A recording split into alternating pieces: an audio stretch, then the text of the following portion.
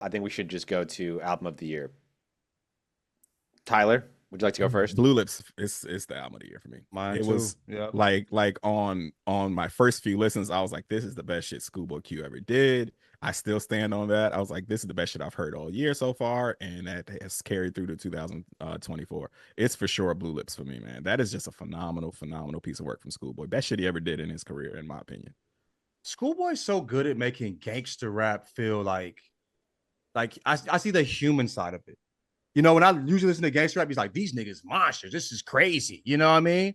Like he talks about, you know what I mean? Like, damn, these niggas, you feel me? But like when he talks about it, you feel emotions. It's like it's the way he approaches music is unlike any person in that genre approaches music to me. But yeah, it's the best body of work. The music is perfect. I even listened to it recently after talking about album. I'm like, yeah, let me make sure it wasn't like I'm gonna run a few times, bro. I'm like, this shit is fucking perfect. Why don't I listen to it more? Yeah, I'm kind of embarrassed. It was like the second or third most listened to album on my playlist because like it deserves to be better. Like this, it's a perfect album. It's the best he's ever done, like Tyler said. Yeah, so definitely Blue Lips. I have GNX. I don't care about the recency bias. I That's my runner up. When my Apple shit came in, I listened to that 3 times as much as I listened to Blue Lips or the Larry June album or any of the other stuff that was in my top 5. So I'm just gonna be honest from myself and say that I think GNX was my album. I feel like both those albums are like two sides of the same coin. I feel like both of those are very LA, very much bringing the LA sound back, the LA bounce back, the LA vibe back. Like for instance, AZ Chike, he's on Peekaboo. Everyone loves that feature on there. He has my favorite feature on Blue Lips on That's Movie. the whole song. Yeah, Schoolboy Q gave him a whole track and let him cook. Schoolboy Q took his verse off. He had a verse on it and took his verse off because he killed that motherfucker. Yes. Really? Yes. Changed the beat and gave it to him. Yeah. Niggas all caps like brands. Yeah. That shit. So he killed that shit. Came in crazy, finished crazy. And it was a long ass verse. And that's his song. It's fire. It's one of my favorite songs on the album, too. Like, for sure. That dude's dope. He's dope, man. He's on his way up for sure. It was a great year for West Coast rap. I like Snoop's album. Tyler the Creator. Tyler the Creator. I like Snoop's album that just came out. I don't know the last time I liked a Snoop album as much as I like Missionary. Like it's everybody showed up and did their shit. Vince Staples. Like, yeah, it was a great year, bro. Yeah. This is crazy. Kendrick, Leon Thomas dropped a crazy album though. Did y'all tap in with Leon? Leon Thomas. That fucking album. I had high expectations, which I thought I'd be let down because I liked the album before that so much.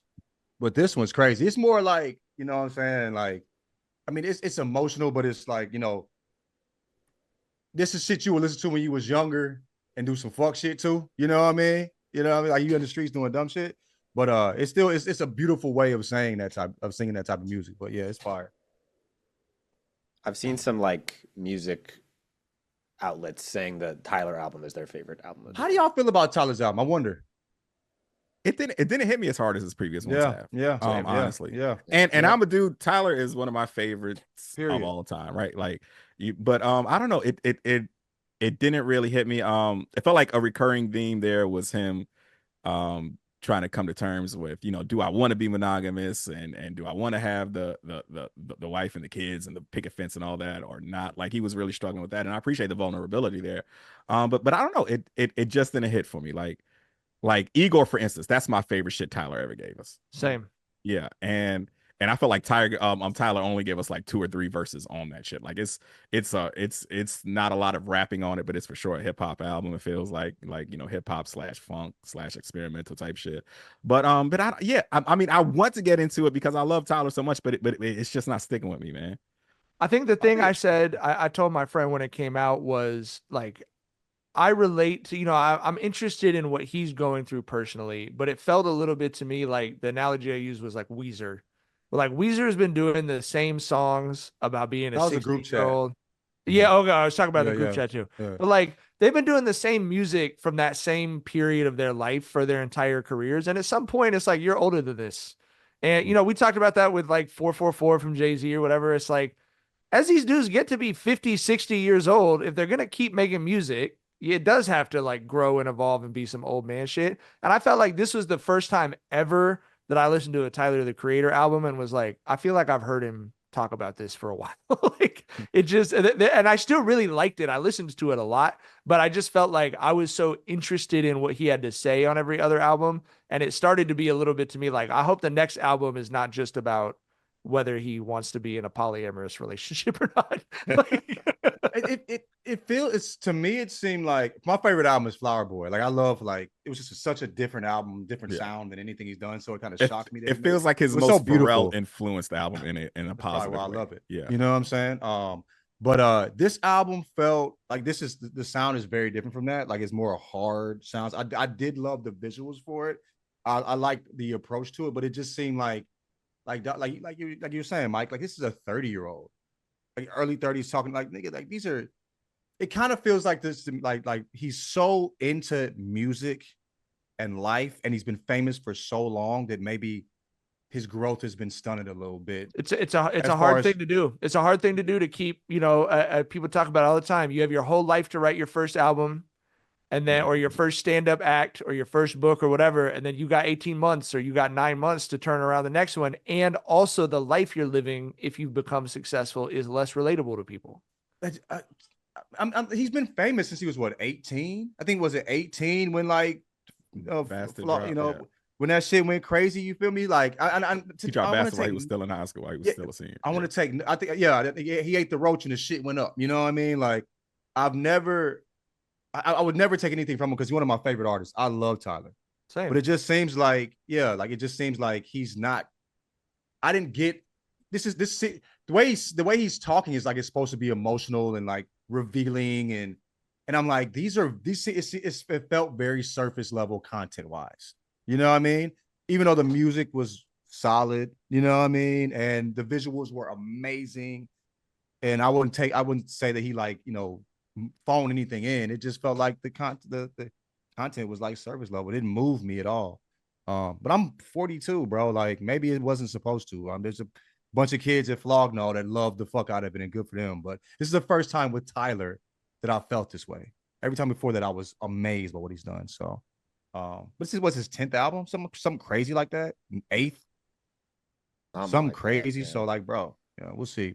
But I feel like he's at a crossroads too, sound wise. So, what do you do next? Like, you just can't make this sound again, or like, you know what I mean? It seemed like this was the first album that kind of felt like he had. This like sonically, it wasn't. He didn't take any steps from the last one. You know what I mean?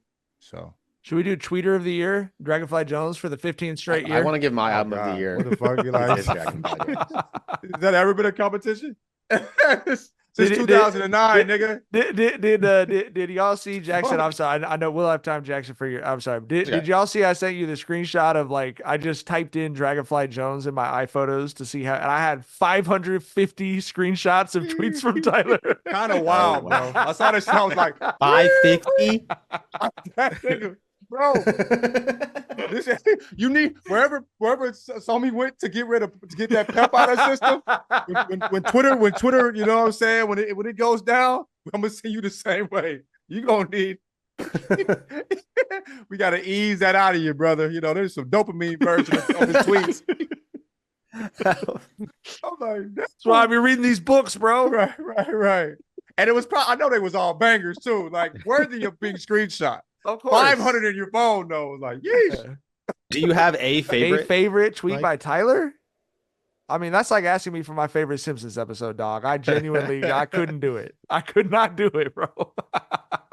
What's funny is I showed that to Shar and she just looked at me. She made dead eye contact. She was like, that sounds about right.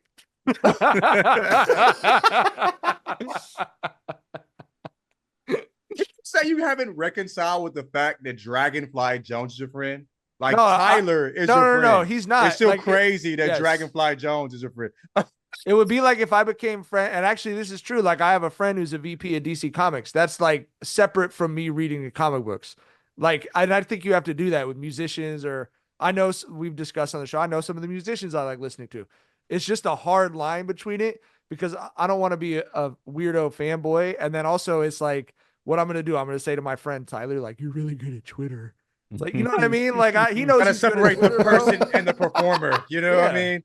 Yes, and I know it's like it might sound funny to say that about Twitter versus music or whatever, but I mean that's Tyler's got the same audience a lot of your favorite streaming musicians have. I just want the chat to know that Mike is lying. When we all got together for our family reunion episode, he dapped up Tyler and said, "I loved your Twitter." Whispered it, sniffed his neck and whispered it in his ear. He said that was one of your Imagine. best. Bro, you were really on it on Twitter yesterday. You were really on it. Yeah, it was a good week on Dragonfly Jones' What a Twitter. burner. Before we wrap up here, my album of the year, it was close between G and X, but I think the Doechii album is my Such a favorite. good album. Oh my god. I think she is. I'm the highest on her of any newcomer that's come. And I as far as future, I think like the game could be hers. You feel me? I think there's nobody in rap as talented as she is. Nobody. Like she can do everything. I'm excited to see where she goes with it, man. They gotta get her as the opener for the Kendrick Scissor tour. I mean, and as talent, I'm saying like Kendrick is as far as the rapper he's God tier, but his talent, I think is Doechii. Like she can sing, you know what I mean? Like she just has God-given abilities that no rapper has. You know what I mean? Like the visuals are insane. Her mind, the way she sees things are just different. She's just super special. So what a fucking good album, bro.